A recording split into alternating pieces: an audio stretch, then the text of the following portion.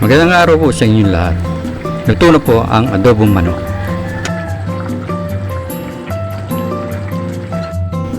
Ngayon po magbibinalot tayo sa dahon gamit ang adobong manok na may itlog at kamatis at bagong lutong kanin.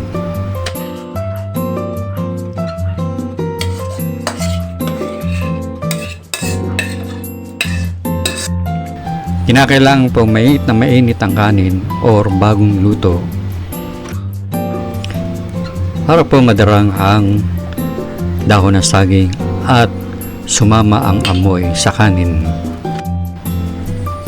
Lagyan po natin ng hinog na kamatis, 1 or 2 piraso.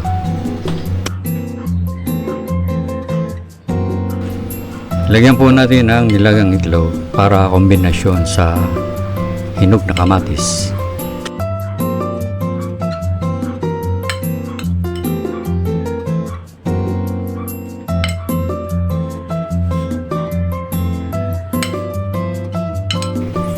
Sarap po ang maraming sarsa para lalong maparami kain.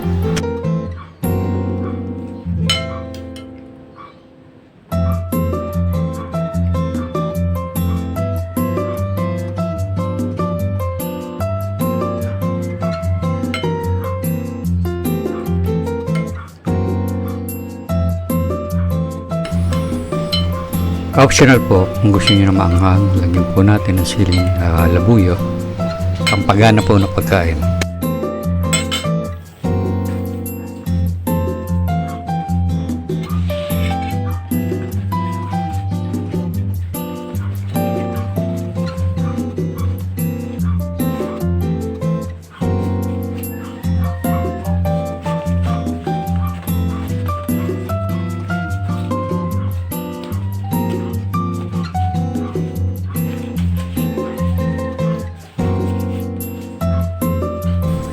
Ngayon ay balik nyo sa plastic at pagkatapos ay buhulin upang makulog ang dahon ng saging at madarang para mapalabas niya ang aroma ng dahon ng saging.